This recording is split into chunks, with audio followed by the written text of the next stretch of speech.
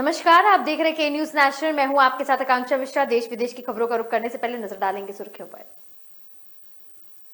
PM Narendra Modi ने रविवार को रेडियो कार्यक्रम मन की बात के जरिए देश को किया संबोधित। उत्तर कोरिया के लिए अमेरिका के विशेष प्रतिनिधि सुंग किम का कहना है, अमेरिका उत्तर कोरिया से बिना पूर्व निर्धारित शर्तों के बातचीत के लिए तैयार। उत्तर पश्चिमी ईरानी प्रांत के नए गवर्नर को एक आक्रोशित व्यक्ति ने सार्वजनिक रूप से चेहरे पर मारा थप्पड़। जम्मू कश्मीर में सुरक्षा बलों द्वारा पाकिस्तानी आतंकवादी जिया मुस्तफा को आतंकी ठिकाने का पता लगाने पुंछ जिले के भट्टा दुरियान ले जाया गया। और गृह मंत्री अमित शाह आज 3 दिवसीय जम्मू कश्मीर दौरे पर गए हैं। आर्टिकल 370 हटाए जाने के बाद यह जम्मू कश्मीर में शाह का पहला दौरा।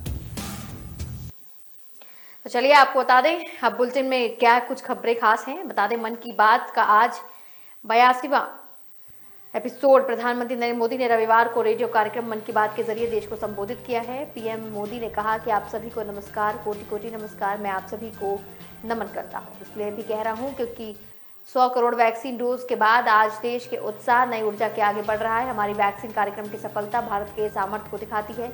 मोदी ने कहा, मैं जानता था कि हमारे हेल्थ वर्कर्स देशवासियों के टीकाकरण में कोई कसर नहीं छोड़ेंगे। उन्होंने इनोवेशन के साथ अपने दृढ़ निश्चय से मानवता की सेवा का नया मानक स्थापित किया है। उन्होंने तमाम चुनौतियों को पार करते हुए सुरक्षा कवच दिया। एक से बढ़कर एक अनेक प्रेरक उदाहरण हमारे सामने हैं।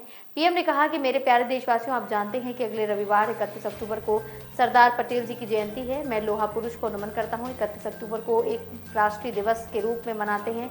हम एकता का संदेश देने वाले किसी न किसी एक्टिविटी से जुड़े हुए हैं। जम्मू कश्मीर पुलिस के जवान भी उरी से लेकर पठानकोट तक बाइक रैली निकालकर एकता का संदेश देंगे। वहीं मोदी ने कहा कि पिछले मन की बात में नदियों के महत्व, स्वच्छता और वोकल फॉर लोकल पर जोर दिया गया था। उन्होंने कहा, आजादी की जंग में खादी का जो गौरव था, वही गौरव आज युवा पीढ़ी खादी को दे रही।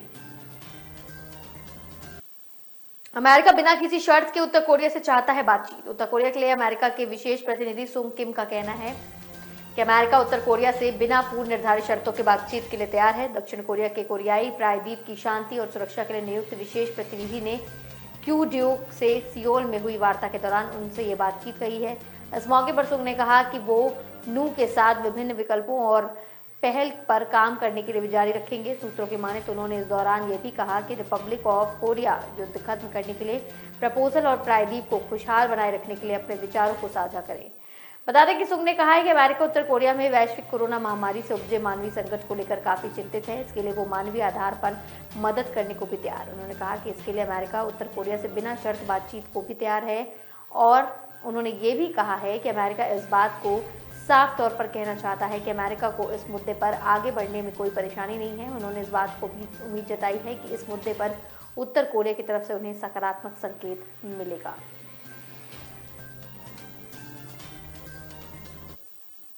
उत्तर पश्चिमी ईरानी प्रांत के नए गवर्नर को एक आक्रोशित व्यक्ति ने सार्वजनिक रूप से थप्पड़ मार दिया। घटना देश के आंतरिक मंत्री की उपस्थिति में हुई है। एक समारोह के दौरान हुई यह अप्रिय घटना सुरक्षा के घेरे का असामान्य उल्लंघन बताया जा रहा है।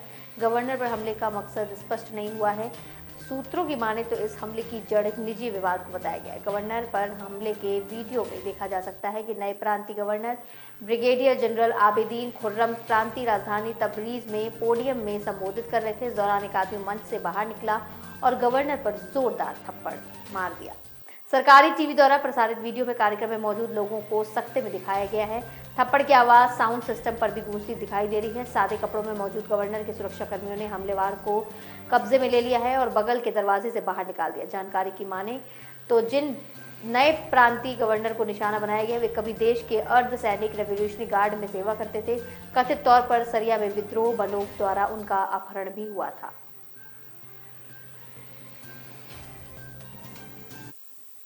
आतंकियों के साथ मुठभेड़ में जेसीओ और 3 जवान शहीद। जम्मू कश्मीर सुरक्षा बलों द्वारा पाकिस्तानी आतंकवादी जिया मुस्तफा को आतंकी ठिकाने का पता लगाने पुंछ जिले के भट्टा दुर्गेल ले जाया गया। इस दौरान आतंकियों की ओर से भारी गोलाबारी हुई है। सुरक्षा बलों के सर्च ऑपरेशन के दौरान आतंकवादियों की ओर से फायरिंग भी की गई। सुरक्षा जम्मू कश्मीर पुलिस की माने तो सुरक्षा बलों की ओर से की गई जवाबी कार्रवाई के दौरान मुठभेड़ शुरू हुई। पुलिस ने बताया कि तलाशी के दौरान जब टीम भट्टा दुरियान में ठिकाने के पास पहुंची तो आतंकवादियों ने पुलिस और सेना के जवानों की संयुक्त टीम पर फिर से गोलियां चलाई। पुलिस ने बताया कि आतंकियों की ओर से की गई गोलाबारी में 2 पुलिसकर्मी समेत सेना का एक जवान घायल हुआ है। आतंकी जिया मुस्तफा को भी चोटें आई हैं। पुलिस ने बताया कि भारी गोलाबारी के कारण मुस्तफा को भट्टा दुरिया से निकाला नहीं जा रहा है। गौरतलब है कि पिछले सप्ताह पुंछ और राजौरी के जंगलों में छिपे आतंकियों के 2 अलग अलग हमलों में सेना के 9 कर्मी शहीद हो गए थे। तो इस तरीके से सेना और पुलिस ने जवाबी कार्रवाई करी है। वहीं आपको बता दें कि ये जो पुंछ इलाका है ये आतंकवादियों का अड्डा हुआ है और इसमें सेना के जवान काफी मशक्कत के बाद इस पर काबू पा चुके हैं। गृह मंत्री अमित शाह आज 3 दिवसीय जम्मू कश्मीर दौरे पर गए हैं। आर्टिकल 370 हटाए जाने के बाद ये जम्मू कश्मीर में शाह का पहला दौरा माना जा रहा है। दौरे के दूसरे दिन पर वे आज जम्मू के IIT में मल्टी डिसिप्लिनरी रिसर्च सेंटर के 2 चरणों का उद्घाटन करेंगे और तीसरे चरण की नींव रखेंगे। वह उधमपुर व हंदवाड़ा के मेडिकल कॉलेजों की नींव पत्थर भी रखेंगे। इसके साथ ही जनरल जोरावर सिंह ऑडिटोरियम में कार्यक्रम को संबोधित करेंगे। मौसम खराब होने की वजह से शाह की जो रैली है वो स्थल को बदल दिया गया है। शाह को पहले भगवती नगर में रैली को संबोधित करना था, लेकिन अब यह रैली जम्मू यूनिवर्सिटी के जनरल जोरावर सिंह ऑडिटोरियम में होगी। अपने दौरे के पहले दिन अमित शाह ने हालिया आतंकी हमलों में मारे गए जवानों नागरिकों के परिवारों से मुलाकात की। उन्होंने देश के बड़े पुलिस अधिकारियों से पूछा कि घाटी में इतनी बड़ी संख्या में सुरक्षा बलों की मौजूदगी और पर्याप्त संसाधन होने के बाद भी आतंकियों के साथ लंबे एनकाउंटर क्यों हो रहे और स्थानीय युवाओं को आतंकी संगठन कैसे बहका पा रहे। शाह ने यह भी कहा कि कश्मीर को भारत सरकार को मदद करनी चाहिए, परंतु एक दिन ऐसा जरूर आएगा जब कश्मीर भारत के विकास के लिए योगदान करेगा। कश्मीर लेने वाला नहीं, भारत को देने वाला प्रदेश बनेगा। उन्होंने कहा कि 2.25 साल के बाद मैं जम्मू कश्मीर आया हूं। सुरक्षा समीक्षा बैठक के बाद मेरा पहला कार्यक्रम यूथ क्लब के युवा साथियों के साथ हो रहा है।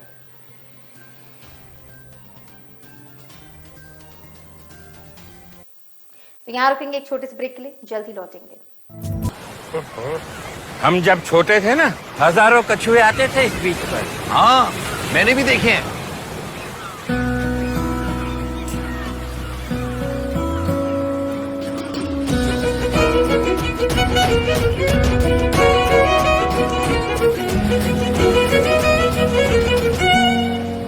क्या कर रहे हो बेटा? कछुओं के लिए जगह बना रही हूँ ताकि वो दोबारा वापस आ सके। मुझे भी तो देखना है कछुए।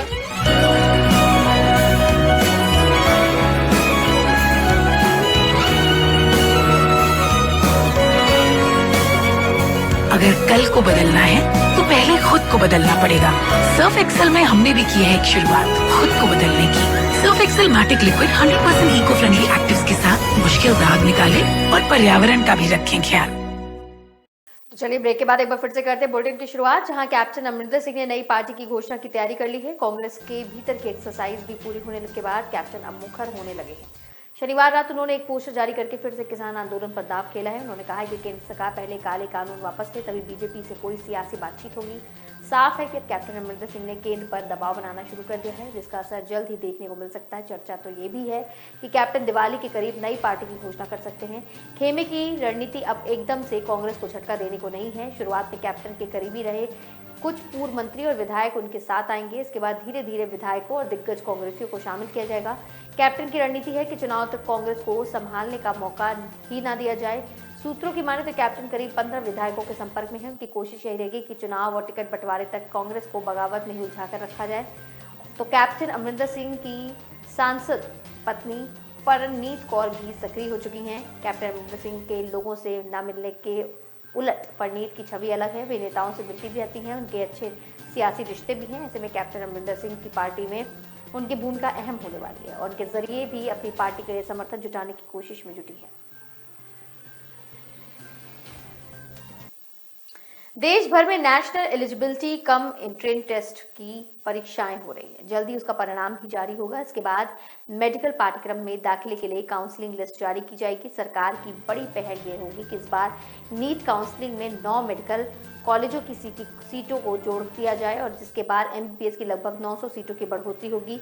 संयुक्त निदेशक चिकित्सा शिक्षक डॉक्टर BD सिंह के मुताबिक राज्य में 9 नए मेडिकल कॉलेज बन रहे हैं।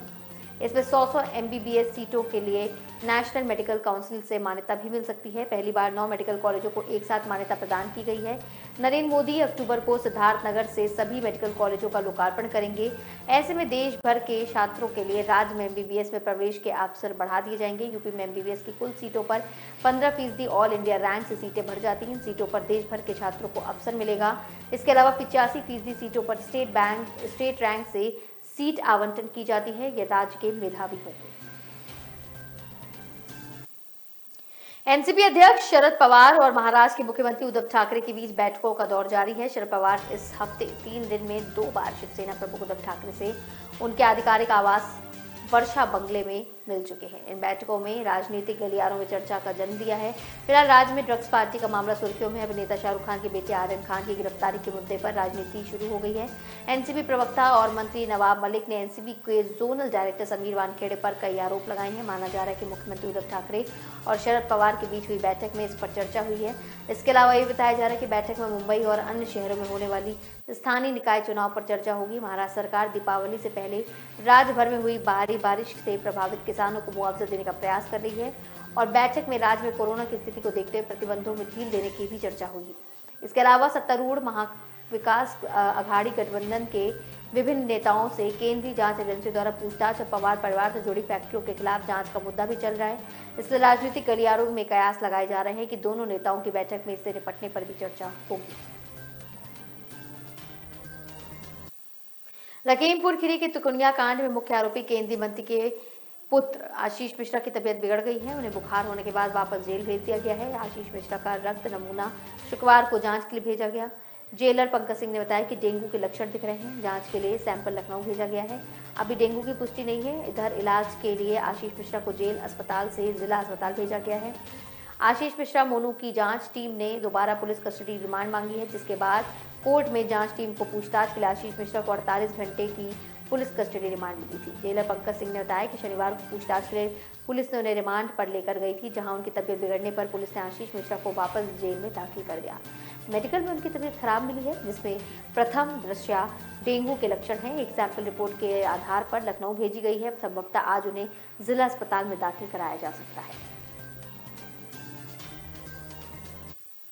महाराष्ट्र के नेता छगन भुजबल ने ड्रग्स क्रूज पार्टी में बीजेपी पर निशाना साधा है। एनसीपी नेता ने भाजपा के दोहरे पर तंज कसते हुए कहा कि अगर बॉलीवुड एक्टर शाहरुख खान बीजेपी में शामिल हो जाएंगे तो ड्रग्स को शक्कर का बुरा मान लिया जाएगा। क्रूज ड्रग्स केस में शाहरुख के बेटे आर्यन खान जेल में बंद हैं।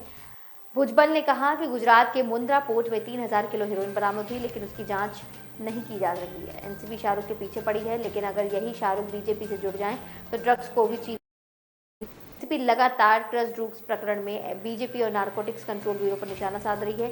एनसीपी नेता नवाब मलिक ने तो एनसीपी के खिलाफ आरोपों की झड़ी तक लगा दी है। उन्होंने ये भी कहा है कि यह पूरा मामला फर्जी है। एनसीबी ने टारगेट करके क्रूज पर छापा मारा था और 1300 किया था।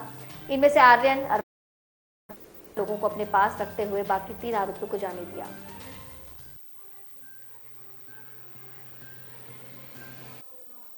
यहां रुकेंगे एक और छोटे से ब्रेक के लिए, जल्दी हाजिर होंगे।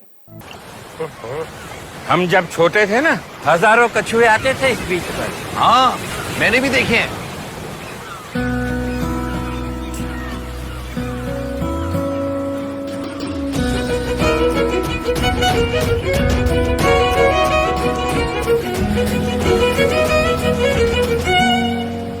क्या कर रहे हो बेटा? कछुओं के लिए जगह बना रही हूँ ताकि वो दोबारा वापस आ सके।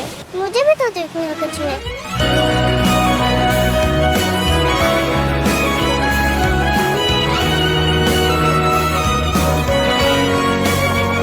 अगर कल को बदलना है तो पहले खुद को बदलना पड़ेगा।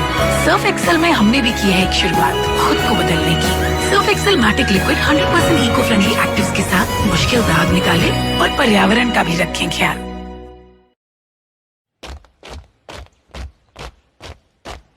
पापा हो या मम्मा हो, पापा हो या मम्मा हो, या मम्मा की अम्मा हो, या मम्मा की अम्मा हो, सबको हम सिखाएंगे, सबको हम सिखाएंगे। बिजली हम बचाएंगे, बिजली हम बचाएंगे।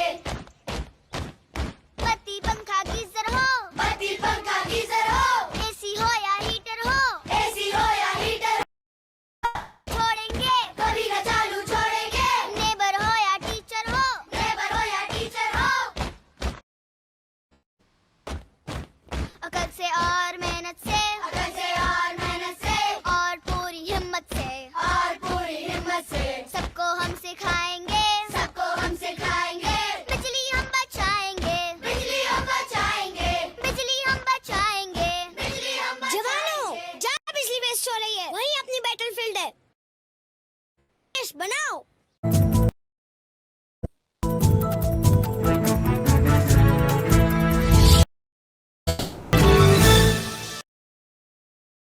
ब्रेक के बाद जहां इटली के दक्षिणपंथी नेता एवं पूर्व गृह मंत्री 2019 में स्पेन के प्रवासियों को सिसिली पर उतारने की अनुमति नहीं देने के आरोप में शनिवार को मुकदमा शुरू कर दिया गया है।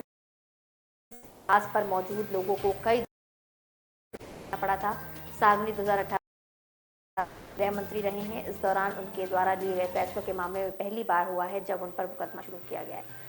सालनी मुकदमे की सुनवाई के पहले ही दिन सिसिली के पार्लेमो शहर में उपस्थित है। इस मुकदमे में गवाहों के तौर पर तलब किए गए लोगों में अमेरिकी अभिनेता रिचर्ड गेयर भी शामिल हैं। गेयर ने इटली में छुट्टी के दौरान जहाज पर प्रवासियों को दुर्दशा को देखने के बाद उनसे मुलाकात की। सालनी ने कहा कि असली ट्रायल है क्योंकि अपना काम किया है। मुझे खेद है क्योंकि एक परीक्षण कितना गंभीर हो सकता है। यहाँ रिचर्ड गेयर हॉलीवुड से मेरे करियर के बारे में गवाही देने आएंगे। सालनी मुकदमे में के पहले दिन पार्लियामेंट में उपस्थित हुए थे, जिसमें ज्यादातर प्रतिक्रियात्मक अनुरोधों से निपटने की उम्मीद थी। उन्होंने जोर देकर कहा रेस्क्यू न देकर अपने 157 लोगों को उनसे लीबिया से भूमध्य सागर में बचाया था। पंजाब की सियासी में अरुसा आलम पर मचे नवजोत सिंह की पहली प्रतिक्रिया। अरुसा का नाम तो नहीं लिया है, लेकिन अपनी ही पार्टी की सरकार को सीधी बात कह डाली। सिद्धू ने कहा कि पंजाब तो पर लौटना चाहिए जो पंजाब और हमारे भविष्य की पीढ़ी से जुड़े हैं। सिद्धू ने कांग्रेस पार्टी को चिताया कि ऐसा ना हो कि हम पंजाब को संवारने का आखिरी मौका भी खो दें। वहीं उनसे जब पूछा गया कि हम कैसे उस फाइनेंशियल इमरजेंसी को रोकेंगे जो हमारी पीढ़ियों तक पहुंच चुकी, चढ़े कर्जे का हल कैसे निकालेंगे, तो असली मुद्दों पर टिके रहूंगा और उनसे नहीं भटकूंगा। सिद्धू ने कहा कि वक्त यह चुनने का है कि हम पंजाब को कभी न पूरा होने वाला नुकसान होने दे या फिर डैमेज कंट्रोल के आखिरी मौके को संभाले। इसके जरिए राज्य के संशोधन को वापस राज्य में लाया जा सके, ना कि उसे प्राइवेट पैकेट में जाने दें। इसी वजह से अब पंजाब के मुद्दों से भटकाने की साजिश हो रही है। उसके जरिए सिद्धू सभी नेताओं को वापस मुद्दे पर लेकर आ रहे हैं। उन्होंने कहा कि अरुसा का मामला जांच एजेंसियों पर छोड़ देना चाहिए। तो सरकारी तेल कंपनियों ने आज लगातार पेट्रोल डीजल के दामों में बढ़ोतरी की है। आज दिल्ली में फिर से पेट्रोल डीजल के दाम आसमान छू रहे हैं। पेट्रोल डीजल की कीमतें बढ़ने लगी हैं। दिल्ली में पेट्रोल 107 रुपये 49 पैसे, डीजल 96 रुपये 32 पैसे की दर से बिक रहा है। 24 दिनों में पेट्रोल डीजल 19 बार महंगे हो चुके हैं। इससे राजधानी दिल्ली में पेट्रोल 5 रुपये 95 पैसे और डीजल 6 रुपये 45 पैसे महंगा हो चुका है। 2021 में ही 1 जनवरी को पेट्रोल 43 रुपये 97 पैसे और डीजल 74 रुपये 12 पैसे की दर से महंगा हुआ था। बेंचमार्क ब्रेंट क्रूड के दाम भी अभी करीब $85 प्रति बैरल हैं, जो अगले 3 साल से 6 महीनों में $100 प्रति बैरल की दर से बिक रहे हैं। इसमें $100 तक पहुंचने पर घरेलू बाजार में पेट्रोल डीजल वर्तमान कीमतों में 8 से 10 रुपये प्रति लीटर और महंगे हो जाएंगे। राजस्थान और मध्य प्रदेश जैसे ज्यादातर वैट वाले राज्यों में कीमतों में और इजाफा होगा। एनालिटिक्स के मुताबिक त्योहारों और शादियों के चलते अगले कुछ महीनों के दौर में भारत में पेट्रोलियम की मांग भी बढ़ेगी। रेटिंग एजेंसी इक्रा के वाइस प्रेसिडेंट और को ग्रुप हेड प्रशांत वरिष्ठ के मुताबिक कच्चा तेल $1 प्रति बैरल महंगा हो जाएगा। देश में पेट्रोल डीजल के दाम औसतन 55 से 56 पैसे प्रति लीटर बढ़ जाते हैं। ऐसे में यदि क्रूड ऑयल $100 तक पहुंचता है तो पेट्रोल डीजल के दाम 10 रुपये तक बढ़ जाते हैं। अमेरिका के पूर्व राष्ट्रपति डोनाल्ड ट्रंप से जुड़े सोशल वर्ल्ड एक्सचेंज कॉर्प के शेयरों में लगातार तेजी हुई है। शुक्रवार को इस कंपनी के शेयर 94 रुपये 20 पैसे के डॉलर के हिसाब से पहुंचे हैं। 19 अक्टूबर को शेयर 10.1 रुपये पर क्लोज हुए। डिजिटल वर्ल्ड एक्सचेंज कॉर्प का ट्रंप का टेक्नोलॉजी ग्रुप स्टार्टअप के साथ मर्जर होना था। ट्रंप के इस वेंचर के अनाउंसमेंट से पहले बुधवार को शुक्रवार तक शेयर की कीमत 9 गुना बढ़ चुकी थी। DWAC की शेयर की कीमत में उछाल इस साल की शुरुआत में गेम टॉप और अन्य तथाकथित मीम स्टॉक्स में आई थी। तेजी की याद दिलाती है। स्टॉक में तेजी का कोई भी फंडामेंटल कारण नहीं है। अमेरिका के स्टॉक एक्सचेंज नैडेक्स का ट्रक भी डिजिटल वर्ल्ड एक स्पेशल पर्पस के लिए ही था। वेंचर ने सितंबर में इनिशियल पब्लिक ऑफरिंग से $293 मिलियन जुटाए थे। TMTG और डिजिटल वर्ल्ड की एक जॉइंट प्रेस रिलीज में कहा गया कि कंपनी अगले साल की शुरुआत में नेशनल लेवल पर एक social media platform truth social launch करने का प्लान बना रही है। भारत वर्सेस पाकिस्तान क्रिकेट का ये ब्लॉकबस्टर मुकाबला हर आईसीसी इवेंट की शान होता है। इस T20 में ये दोनों टीमें आज शाम 7:30 बजे आमने सामने होंगी। कांटे की टक्कर होने वाली है। T20 फॉर्मूले पर पूरे 245 दिनों के बाद, यानी 5 साल 7 महीने 5 दिनों के बाद ये मैच होने वाला है। वहीं पाकिस्तान के पास दुनिया के सबसे बड़े टूर्नामेंट में भारत की पहली जीत हासिल करने का मौका है। ये मौका कौन लपकेगा, इसका जवाब तो मैच होने पर ही मिल सकता है। फिलहाल हम आपको बता रहे हैं कि इस मैच की पिच कैसी होगी, कौन कौन से खिलाड़ी इसमें खेल रहे हैं, मुकाबले के नतीजे का दोनों टीमों के टूर्नामेंट के आगे का सफर पर क्या असर पड़ेगा। आईपीएल के फेज 2 में हुए मुकाबलों को आधार बनाया जाए तो दुबई की पिच 150 से 170 रन के बीच के स्कोर ज्यादा बनते हैं। फेज 2 में यहाँ 13 मैच खेले गए थे। इनमें से 9 के बाद बल्लेबाजी करने वाली टीम जीती थी। वहीं पहले बैटिंग करने वाली टीम को सिर्फ 4 मैचों में जीत मिली। इस लिहाज से भारत पाकिस्तान मुकाबले में टॉस जीतने वाले कप्तान पहले फील्डिंग करना पसंद कर सकते हैं। तो इस बुलेटिन में मेरे साथ सिर्फ इतना ही। तमाम खबरों से जुड़े रहने के लिए आप देखना ना भूलें के न्यूज़ नेशनल।